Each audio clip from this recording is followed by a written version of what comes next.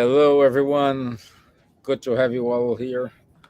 And today we had the technical problems. And for the people who are in Facebook, um now we are live on Facebook, Charles. We're live on Facebook, Silvia. Oh, So I good. could connect. I Okay. could connect. Yes. Yeah. So thank you, everyone. Thank you. So I hope everybody's okay. And today's topic is be the light of the world. And this is an important topic for ourselves, and we think it's a great time for us to talk about this topic due to the current problems everyone's seeing happening elsewhere. And as I always says, thankfully I'm not here alone. I have Charles and Silva with me, thank God. And good evening, Miss Gibbons. How are you, my dear? I'm very well, thank you. Always good to be with you too, and with everyone who joined us to the study. And hope everyone is well wherever you find yourselves. And let's bring some lighting to the conversation. I think, which is being quite sad lately. So let's try to do our best. So, boa tarde a todos. Espero que estejam todos bem. E hoje nós vamos conversar sobre um assunto importante, o que nós podemos fazer num mundo que parece tão escuro. Então, bem-vindo a todos e boa reunião. And it's nice to be with you, Charles and Stevan, once again. Okay, thank Bonsoir, you. Charles. Bonsoir Steven, bonsoir Silvia, bonsoir à tous. Très heureux d'être à nouveau parmi vous aujourd'hui pour essayer de comprendre voilà, où va notre monde et qu'est-ce qu'on peut faire pour qu'il aille, pour contribuer justement à son avancement et trouver malgré toutes les difficultés des moyens de rester optimiste. Hello, good morning, good afternoon, good evening, everyone. Very happy to be here again with you to talk about this, how we can bring some light to the world, how we can contribute to the betterment of our world, which apparently is passing through very complicated situation, complicated crisis. But also we have good reasons to stay optimistic because it will have an end and our world will, yes, progress into a better one. Great. Wonderful. As Silva said, we need to be a light in this all darkness and all these bad news we have received recently. And I'd like to start the debate here. What it is to be a light? What it is means to everyone? Not just in spiritism, but what is to be a light for someone? What is to be a light for a friend, a family, or for the society? Um, do you have any comments, Charles? What it is to be a light for someone? Yes, we can use the word in its real meaning. When do we use a light? When we are in the darkness, isn't it? So to be a light is just to bring some light where there is darkness, where when we are in the shadows, okay, we bring some light to be able to see what's happening around us. That's one thing, but not the only one. I mean, light is also can be meant through bringing clear and good explanation. I need some light because I don't understand the situation. Okay, so we can bring the light means to bring explanations which are enabling us to understand better the situation, to cope with it, and even to work in the way of making it better. This is what I would just say as a quick introduction. So this, of course, can be applied through the Spiritist teachings, through Spiritist body of knowledge, because when the spirits came in the midst of the 19th century, they brought a lot of lights, if we can say this. Mm-hmm. Mm-hmm. And these lights are okay. Why? Where are we? Who are we? Where do we come from? Where do we go to? Why is there some suffering? Why are there so many crises in the world? And the spirits came bringing us light, for understanding why all these things happen. And this is what we are working just to transmit with you. It's not our personal ideas, it's simply the explanations that were brought by a team of spirits who came communicating through Allan Kardec, and that he condensed or codified, if you prefer, in the Spirit's book, and the four other books he wrote during his period of codification. So this is what we will try to transmit to you today. Silvia, maybe you want to Great. add something? Silvia, what is a light for you? What it does mean for you? Well, it's very much what Charles said. And I think also it's to be aware of ourselves in a situation that we feel helpless. Um, and I think we ourselves and like everyone else, many people feel completely helpless with the situation that is happening, and it's very divisive.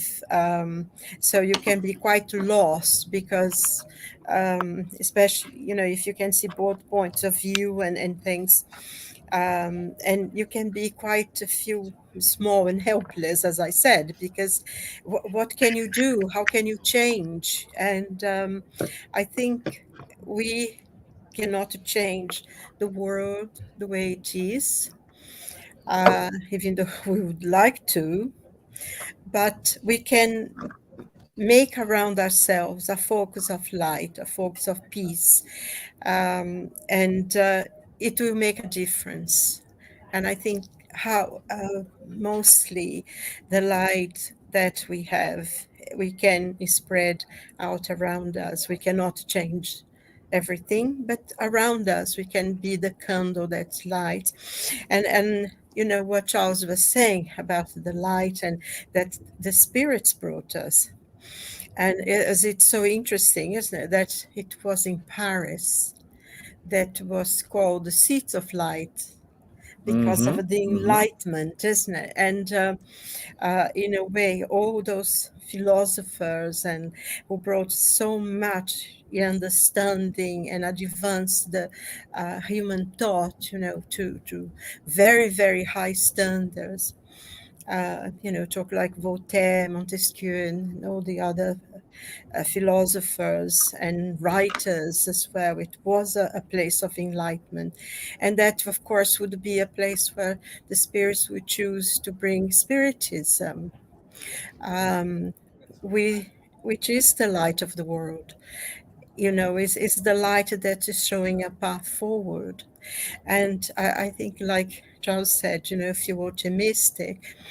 And it can be quite difficult to feel optimistic, but it is because the light, if you imagine the power of the light, if you imagine a whole ocean in the dark, if there is a candle lit in the middle of that ocean, you will see it.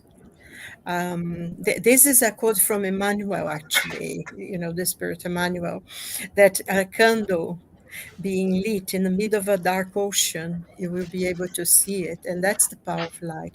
And I think that's what we can be ourselves, not for the whole world, but for the world around us. And I think that would be a good, interesting discussion. Yeah. And, for us. What you say in English? I don't know, Silvia. Is let's put it the candle light. Oh, but do not put the light under a Is it okay? bushel. Is that one, the quote from Yes. Jesus? Put it up, Yes. where Yes. everyone can see. Yes, yes, and very much Yeah. the teachings of Jesus, I think, now, because even though Christianity in many ways have been transformed into something that was, you know, at points and at times historically was quite ugly. There's nothing to do what Jesus said. What he said was something that was pure light, and I think it doesn't matter whatever religion one has, or even if you don't have any religion at all. The thing is, love your enemies. You know, put the light so everybody can see forgiveness, and it's universal. It's not. He had the language of the universe, and I think that's one of the important things that we need to meditate in some of those gospel teachings from Jesus, you know? Yeah. Yeah. And well, okay.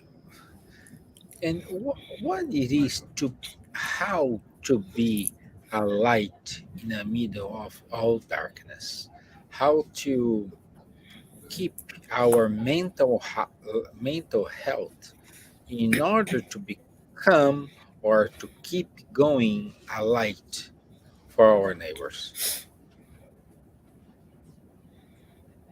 I think this is the question we need to ask ourselves, and I think this is the most difficult part because in the middle of everyone's desperate, how to keep control, how to be reasonable, how to help the others, how to not lose control and do whatever all the others are doing, and uh, mainly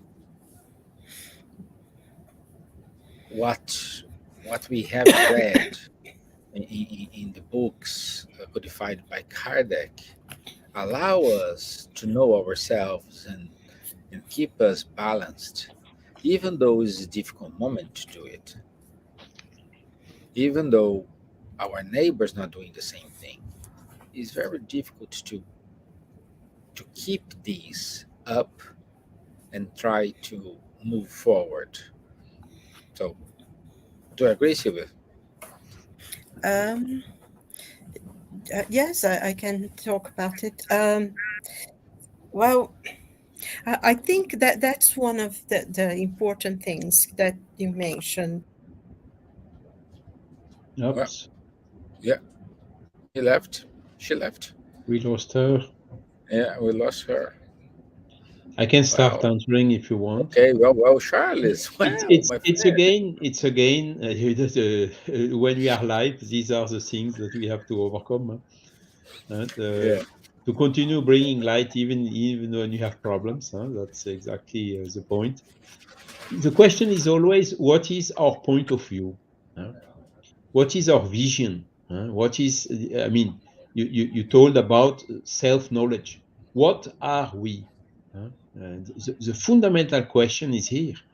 And the biggest light brought by the spiritist body of knowledge is we are not just a physical body made of matter governed by biochemical reactions in our brain. Okay, this is the materialistic point of view. I'm sorry, I'm repeating myself, but it's so important that how to say it is really there that we find the light. No, we are more than that. We have also in ourselves a soul, which is independent from the physical body and which survive to what we call the death.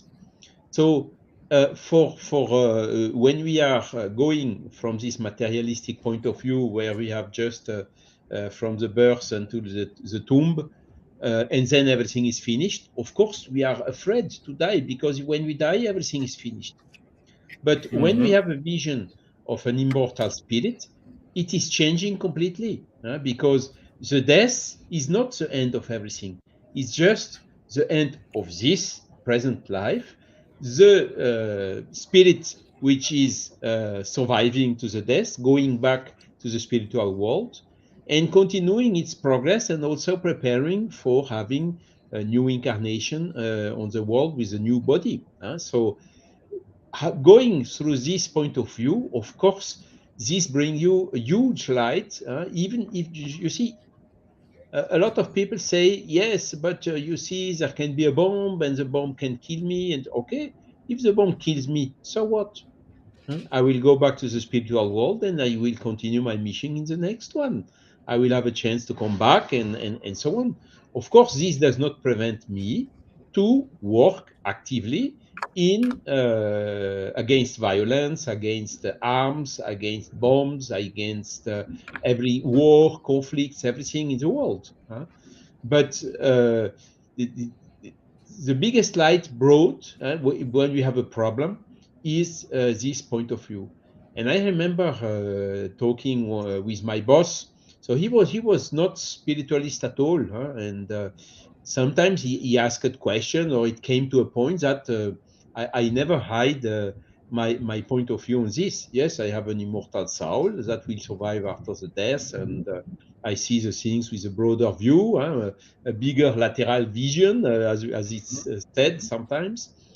And that's it. But without insisting, and he was always some kind of laughing or whatever.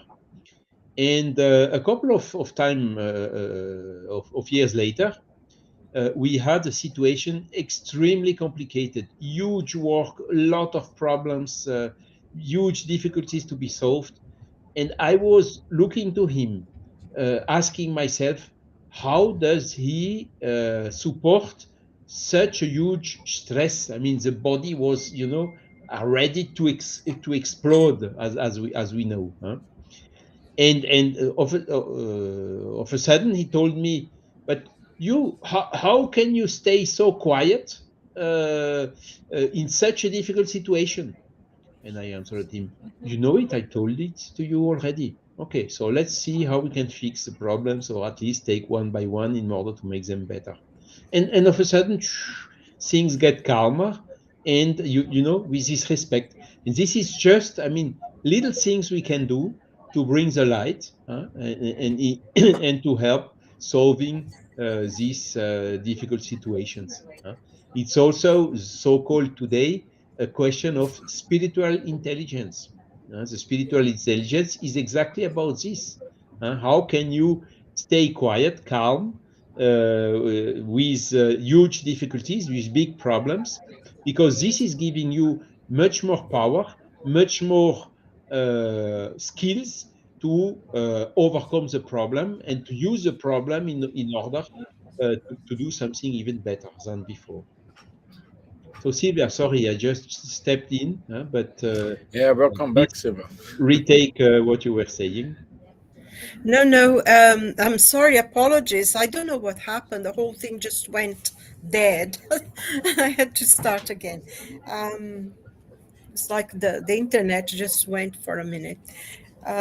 Yes, I think what Charles was saying, and giving the question that you asked, I have a message actually that Chico Xavier wrote, and he said that we have to pray, and with prayer brings us strength and give us confidence. And he said, I work praying and I pray working, and I cannot imagine a person who does not pray can survive in this world, you know. And I think it's at this time we need to hold on to things that are important to us. And I think the example that Charles gave is really good. We do have a lot of relationships with people that we work, and they different backgrounds, different religions, and everything. Um, and I think sometimes people will look at us to see, oh, about spiritism, about spirits, you think, you believe that you're going to live forever and all that kind of thing. And sometimes people can be quite dismissive, Or or, reluctant. think you a bit silly and laugh about things. But I found a friend, a very, very good friend. he always used to be quite dismissive of what I believe, because I tell my friends, what I believe and what I understand and everything. And he used to be a bit funny about it, not being rude or anything. He just said, "Oh, you've gone soft in the head, believe in this kind of thing. Nothing, everything finishes and everything." But then he went through a very, very difficult situation. Actually, his mother, that he was very, very close to, became very seriously ill and died very quickly. And he was devastated.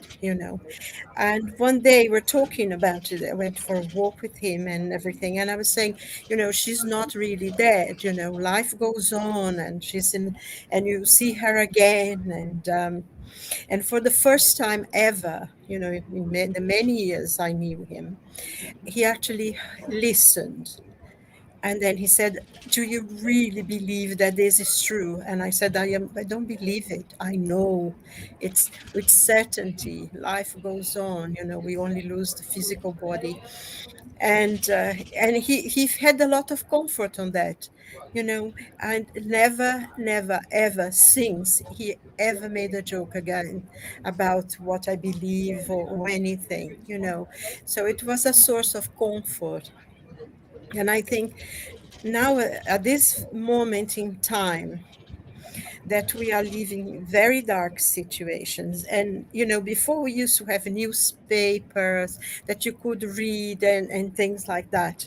But now the news is just in our face, isn't it? As it happens. It's always amazes me. I remember being in my home, having my breakfast, sitting, watching the news and watching the tsunami in Japan.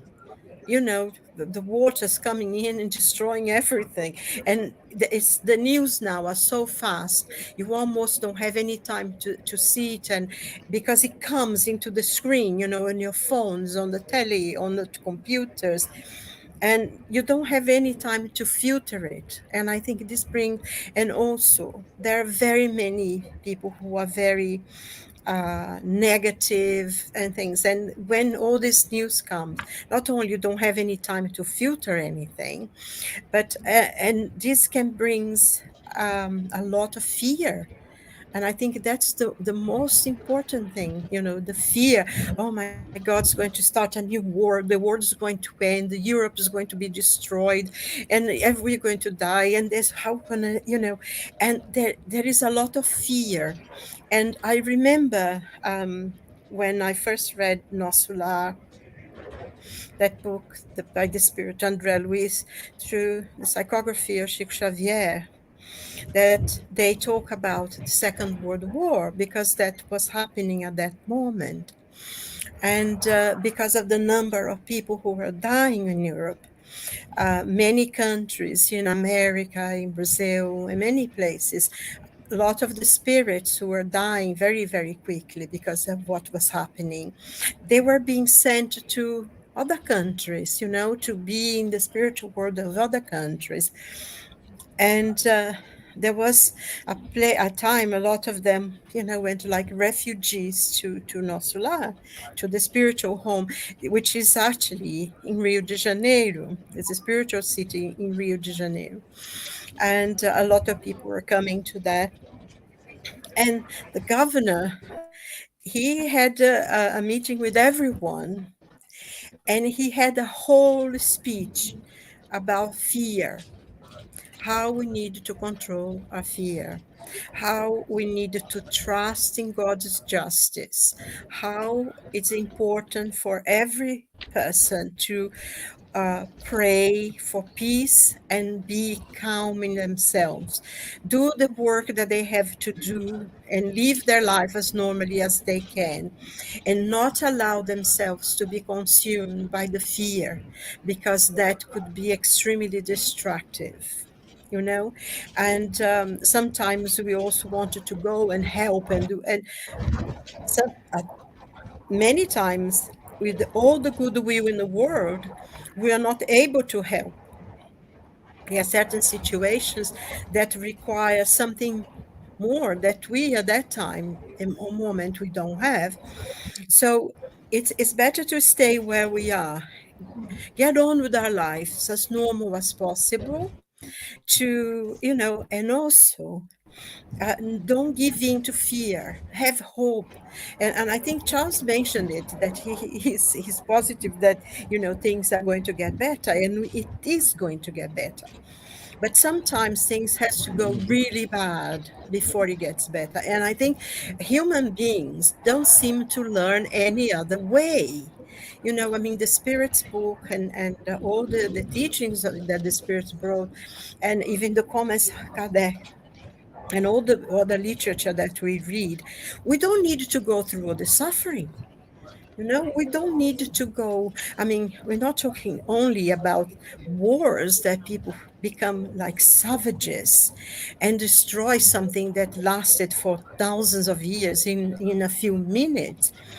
But we can do things in a different way. We can learn to talk to people. We can learn to try to come to a compromise, so to see what's the best for both sides. But somehow human beings, we are still in that level that we need to be knocked over the head before we stop to think. And I think that's why a lot of things is happening. And I know that many people is asking, why did it happen? This is terrible. Why? And everything, there is a reason to happen. There is a reason on this, that we at the moment we don't know. So I think the best thing is for us to be at peace with ourselves, to take care of ourselves, of our mental health.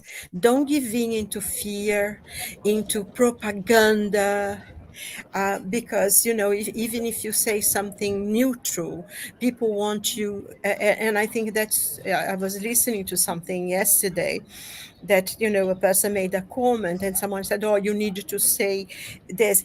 There is a lot of things that people want you to take sides, and we can't take sides because we don't know who's right or who's wrong, and both sides are wrong and both sides are right. But we can, I think, in many ways, what we do, continue to live our lives, go to work, do the things we have to do, and most importantly, at least, to be at peace with ourselves is with our families, because sometimes it's very normal for people to get very afraid, very confused, very stressed by their work, by their own fear, whatever it is. And when they come home, they lash out on their families. They cannot shout to their Mm. boss. They cannot shout to someone who pushed them in a tube. They cannot shout or scream with people in the street.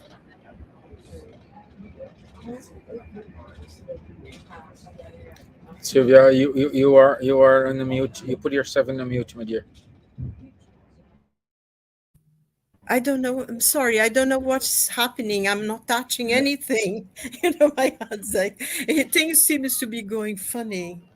Um, but So I think what we need to be really conscious is to create an ambient of peace within our own homes, have more patience with our family, treat people well, talk to people, talk to them. If they do something that you're upset or don't like, just talk to them, and don't bring the problems from outside and lash it to your family. Because if we are able to create an ambient of peace around our family, around our friends, around the workplace, we'll create a light there that will spread. Because like the story that Charles told about his boss being in that very stressful situation. I don't know, but somehow if we keep ourselves well, safe and peaceful, other people will, come to us to be helped. And I think that's a way as well of creating a peaceful thing around us. And because it will end, all wars end. A lot of the people who create those madness, savagery, that time will come. They will die, they will disappear, and whatever their power they wanted to get, they won't have it for very long if even they get it now. Um, and that is one thing as well. God's justice never fails. Every single person will have to answer to their own conscience of what they are doing. So, let's try to be at peace with ourselves and with the loved ones, and we be the light that we need to be. Sorry if I talk too long. No, no, you're spot on, my dear. You're spot on as always. Uh, yes, we need to be a light. But how to explain for someone?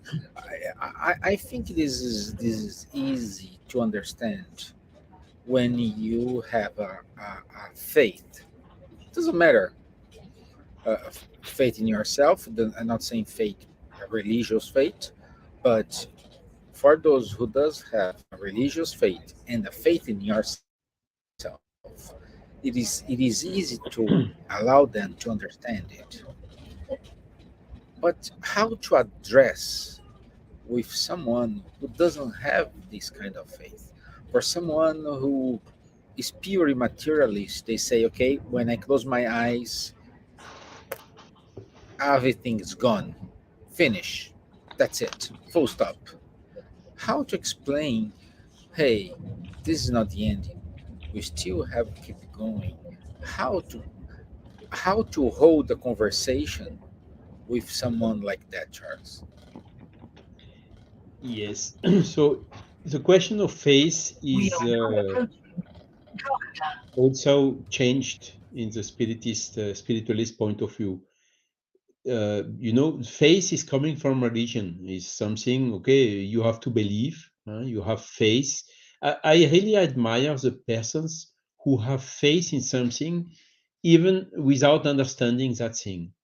I did not reach yet that level of evolution because, in my case, I hardly can have faith or believe in something I don't understand. I may be capable to say, okay, maybe I don't understand, so I put it as an hypothesis on hold until to get some clearer explanations. But having faith is different, is you really believe and you are motivated by something. So it's very good to have faith. Faith in what? Faith in a religion, for instance. Faith also in what you are doing. Faith that you will succeed in an action, whatever it is. huh? So it's a positive way of thinking, which helps a lot in our life. Now, the question of spirit is body of knowledge. I think Silvia told about it a little bit. I don't think it is like this. I'm sure, I know, I understood it is like this. The faith in the spirit is body of knowledge is according to the common sense and to the reason and to the understanding. Alan Kardec told, uh, understand first and you will believe later on if you want to. Huh? While the religions, they are telling, believe first, and only later on you will understand if you can or if you are capable. Huh? So you see, there is an inversion, and Spiritist body of knowledge does not force anyone to believe in anything. It just brings some explanation, some reasons for what is happening, leaving it to everyone to think about, does it make sense? Does it not make sense? And then to adhere or not to adhere to it. So it is letting the people to be totally free, autonomously, to believe, to acquire that faith. So, of course, we as spiritists, we have faith in God, for instance. We have faith in the existence of the spirit. But why do we have this faith? Because we understand the arguments which are, and the convergence of evidences, which leads to the necessity of original cause, of creator, and which leads also to the necessity of the existence and the properties of the soul. And it is based on this that, of course, the faith gets much stronger because we understood it. Kardec wrote in the cover page of the Gospel According to Spiritism that unshakable faith is only that which can meet reason face to face in every human epoch. So, by meeting reason face to face, the faith turns unshakable. I mean, it's uh, also talking. I don't like to talk about me, but for instance, I have been educated Catholic, okay, but I was by asking some questions who did not get proper answers, I turned into okay. When I was a teenager and a young adult, I do okay. Let that aside. There is no clear explanation, so it does not suit to what I'm expecting. Uh, but after having touched and read the Spirit's Book of Kardec, then I understood immediately the difference. There you have arguments in order to understand the things. And today, I'm much stronger Christian, I would say, than I was before when I was Catholic. So that is, I mean, also according to the light which has been brought to us. And by using this light, then we can apply it to every situation in the world. Why do wars happen? Because of the selfishness and the animal nature of the human being. Never satisfied with what he has, want even more, always more, and so on. So unavoidably, some wars are happening. Not leaving enough freedom, the liberty. Most of the wars are also the wars for gaining some liberty over authority. The French Revolution, British Revolution, American Revolution was exactly like this. In France, we got rid of the kings. We got rid also of the religious oppression. Why? And the ideal, the motto was liberté, égalité, fraternité. So the liberty is the first one. You have the Statue of the Liberty in arriving through the sea to Manhattan. So the liberty is something which is more and more aimed. It's a wish of the most biggest part of the humanity, and for this, to think about how some authoritarian regimes will end very difficultly, very hardly, smoothly. There must be some conflict at a given point in time in order to, in particularly today, because all these authoritarian people, they know what to do in order to give more stability to this authority. For instance, having a personal guard, very, very well paid people you can trust, and so on and so on. So it's getting more and more difficult than it was 200 more than 200 years ago at the French Revolution. So we know that in order to get a regime of liberty acceptable in the world, there will be still more conflict. And another important light brought by the Spiritist body of knowledge is the war is not created, is not coming from God. It's coming from human. God has given us, has given to the human being, the free will, and when we are using badly this free will, sometimes we use it for wars, for violence, or whatsoever. So it's not God who is leaving us to do this or not. He gave us a free will. Otherwise, we would be a machine. We would have everything defined in advance, and like a robot or like a machine or like an animal or whatever, without having our liberty, without being able to use your will, and without having also the corresponding responsibility. This is what God has given us. And this is why sometimes, unfortunately, at the evolution level we are today in the humanity on Earth, still the war is happening. But again, Silvia told it, sometimes the things need to become very, very bad in order to awake the conscience of the people. We had major conflicts within Europe. In the 20th century, we had WW1, WW2, which were horrendous. But look what has been done. It was it was always, I mean, France, England, UK against Germany and Austria, whatever. And so some look the situation today between France and Germany. So the conscience have been awakened to say never ever we want this to happen here. And of course there is still a danger. You have still neo-Nazi or also people in France of the same type of trend, but at least 70 years now it was quiet, and the relationship between France and Germany and even England or within Europe in general is good. Okay, so this is what we have really to incentivize, so that uh, to get the peace in also in some other countries.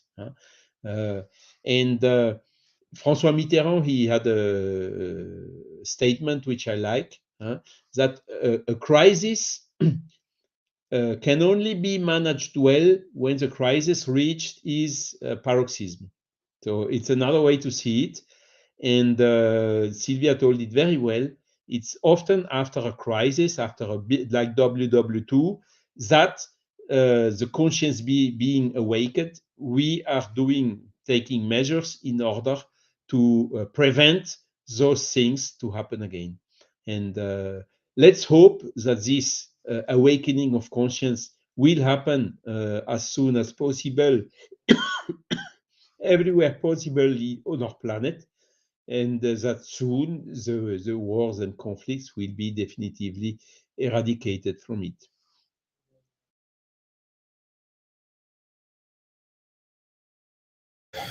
Yes, wonderful, wonderful, Charles. Um, exactly. This come across exactly what Marco Davis told us. He said here is that the blind faith. No, like we need to understand first. We need to ask questions first, and we need to make sure our questions is answered. Also, our friend Gilson Gama said uh, very well. God has always provided good for humanity, making use of our free will and own choice. We make things happen for that. Exactly. And you know, why do we as spiritists make efforts in order to do the good, to be a good person, to bring light? Because we know that the life, when our life is finished, that will be the true time when our spirit will be freed from the physical body. It will be front in front, face to face with our own conscience. Okay, whether it is good or whether is it bad. So if we really want to have that moment, let's say, going in the smoothest possible way, we rather work today to have a good conscience, whilst the materialistic people, they think differently. When the life is finished, everything will be finished. I will not have anything anymore. So I need to make profit and use as much as possible the life as long as I'm alive, because then everything is finished. So even if I go beyond the others, I don't care if people are hungry. I don't care if people are suffering, whatever. I see only myself. So the materialistic point of view is really the strongest encouragement for selfishness, for pride, and as a way of consequences, generating wars. When you know that you will survive to the death, you will have to face your conscience. Will be held. You will hold yourself responsible for all what you have done, and you will have then to come back and to wipe and to repair, to redo all what you have done wrong. Then of course you think totally differently, and that is why this is the biggest trigger to incentivize us to do as much good as possible. And even during this difficult situation, keep this positive point of view, knowing that the death is not the end of everything.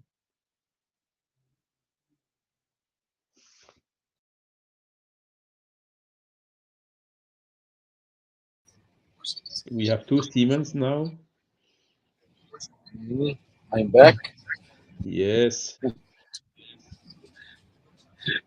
I'm back. You see, even when it's So difficult, I think you are in the train or something. Huh? Yeah, you look Uh, as if you're traveling. Are you yeah, traveling? yeah. yeah, I'm traveling. Actually, I'm traveling. Yes, yes, If the yeah. door is Yeah. closed, But you can come getting back close through home. the windows. Huh? Yeah. It's Yeah, interesting yeah. here, giving what Charles was Right. saying. There is a question. There are two questions actually here in the Spirit's book. When he talks about good and evil, the Spirit's explaining. But he asks, the question that how can we, human beings, distinguish between good and evil? And the answer was good is whatever's in conformity with God's law, and evil is whatever deviates from it. So evil is created by man, not God. And I think a lot of people ask, oh, why God allows this to happen? God does not allow this to happen. We created it. He allows us to get on, like was said, we have the free will to do things. And then he says, has man himself the means of distinguish what's good from what is evil? And the answer from the Spirit was yes. When he believes in God and desires to do what's right, God has given him intelligence in order that he may distinguish between them. And you know as well that we have the knowledge of good and evil in our own conscience. God gave us the laws of God's written in our own conscience. So it doesn't matter who you are, what religion you follow, whatever position you have in this world. Like the simplest man knows, and the most powerful man knows, because it is in our own conscience. That's a God-given thing that we have. And then there is just something here that he says, how, man can make mistakes, he says. But if he's making a mistake, but he may be making a mistake, but he thinks he's doing good. How does he know if he's doing wrong or if he's doing good? He thinks he's doing good. And then the answer from the spirits, as usual, is the most concise and precise and direct that you can have. And he says, Jesus has said, whatever you would that men should do unto you, do even so to them. The whole moral law is contained in that induction. Make your rule of action and you never go wrong. So I think if you think that you're doing good, but you're hurting someone, you're not doing good. It's within your own knowledge to know, because if someone is doing to you something that's bad and you're doing the same, you know that you're doing wrong. This is so good, so precise, and it's so simple. And I think one of the things as well, there is no excuse, because what you don't want for yourself, you don't want it to others as well. And I think, one of the questions, the points for us to be a light: be the first to forgive.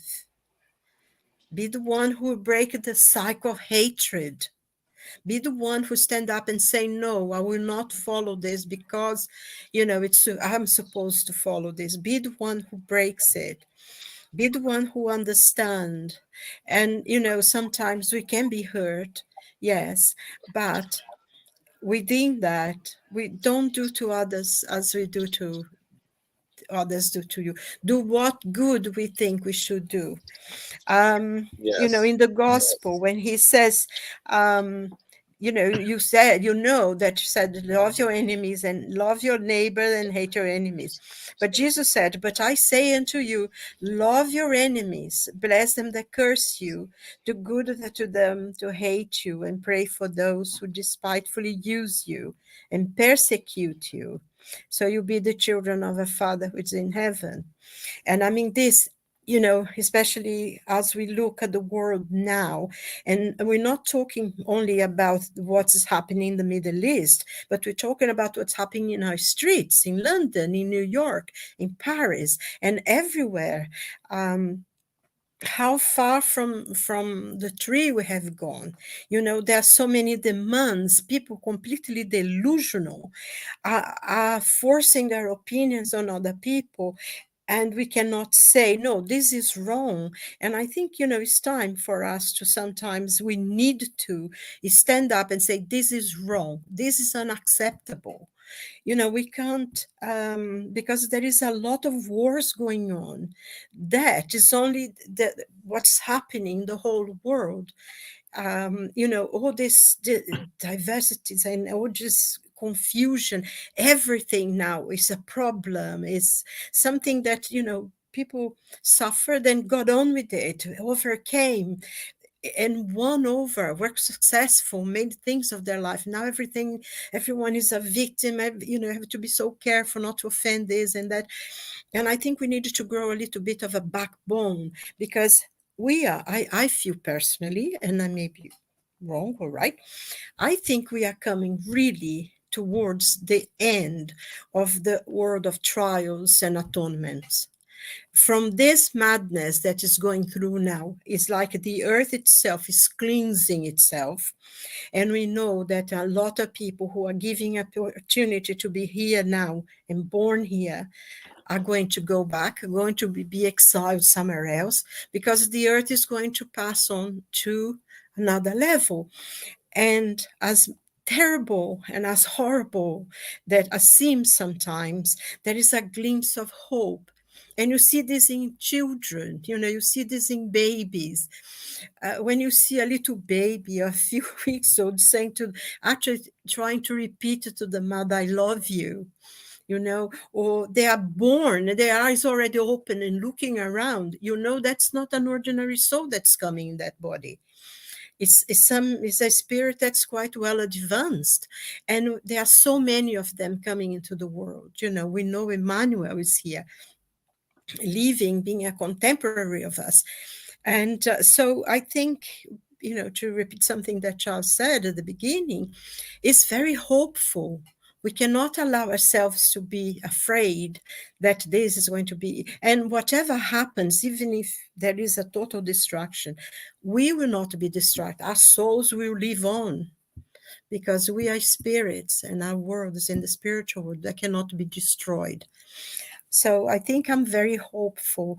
And I feel that, the best thing for us to do is to lead our lives as normal as we can, to be peaceful within ourselves and within our families and with our friends and with those we meet, to pray a lot for strength, for courage, and for those people who are really suffering, who are in the middle of the situation and are really suffering, for them to have the courage and not to return sometimes what is bad, and we will overcome, and this planet will be a world of peace. Because to remember the words of the Sunday's prayer, the Lord's Prayer, that he says, "Thy will be done on earth as it is in heaven."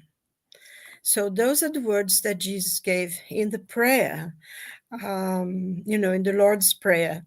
And I trust that. I really trust his words, but there'll be a little bit of difficulties before we get to that, but it will be done, because that was the words that he taught us. And also, our faith, whatever faith we have, be it Christian or Muslim or any faith, is given to us, this faith, not to go to heaven, but to build heaven on earth. And I think that's what we have to try in a small way to do, there is a very interesting quote actually by Khalil Gibran, one of my favorite writers. He says that faith doesn't know that doubt is his twin brother. So we go to the stage, but to have faith, and it's what sustains us in those moments. And we need to learn to forgive, to be able to face our own problems and our own tribulations, as Chico said. So I'm hopeful. Yeah, great, great. Silvia, read what Gilson wrote to us.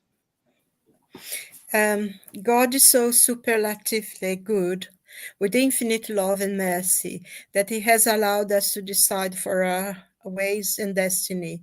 We can always leave evil or the wrong way and return to God by loving and serving as taught by Jesus. Yeah.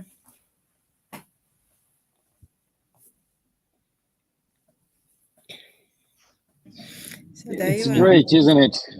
Absolutely true. Yeah. Oh dear. Yeah, Thank you, Gilson. yeah. Thank you, Gilson. Thank you. Thank you. So Just let's go to our announcements here. I think it's you want to cover more topics, Charles or Silvia? We're okay to wrap up today. I think it's okay to wrap up, isn't it, Charles? Yes. Unless you want to say something. Yeah. Thank you very much for everyone who's sharing this moment with us, and thank you for your comments as well, Marco and Laurie and Gilson. And God willing, we'll have a good week, Yes. and we meet you So again next week. yeah. So next week, 1st of November. Oh my gosh, we are already in November. Oh my Uh, goodness! A yeah. month to Christmas. Yeah, the topic we didn't put the topic because so many things going on, and we are trying. We are waiting for to see what's come up in new in the week we are talking, and then we decide which topic we're gonna board. So next, here's the invite for next Wednesday, 9 o'clock p.m. London time. We'll be here with a topic which cover what happened during the week. Okay. So by 5th of November, so not this Sunday, the following Sunday, we will have the last individual talk about the year of Gabrielle Delany, which is Dr. Cheyenne Martin. And she will talk about pioneer on science of reincarnation. It's a very important topic, a very good topic.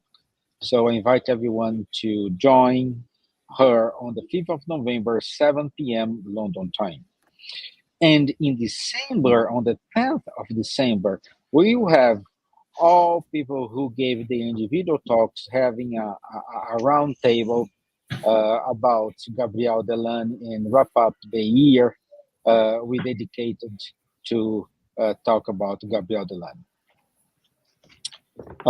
Our Mediums book course every Wednesday at 10:30 a.m. on London time. And every other Tuesday, we do have the time to talk with Rafael Cadas and Faye Waddington. And the Astro Book Nosso Lar with Ebony Paris on Mondays at 8 p.m. That's it. So I want you to say thank you, everyone. Thank you, Charles. Thank you, Silvia. Steven. Thank you, everyone. Thank you, Silvia. Laurie. I love the comments. We love when we have comments like Marco, Sandra Jimenez, Marco, Gilson da Gama, Laurie Columbus, Mortarulo. So, and our dear Elsa is here with us as well. So, thank you. Thank you for your time. Thank you for being here with us. And I'll see you next Wednesday. Thank you. Yes, thank you very much. And also, I mean, if there is any subject that someone that's watch us would like us to discuss or talk about, let us know, and we can see if we can do that. You can send the topic to Yeah, you can send the suggestion to spiritismireland@gmail.com. So I'm able to see your email when we added your topic to our discussion here. Thank you. Okay, thank you. God bless. Keep safe. Yes. Cheers. Bye bye. And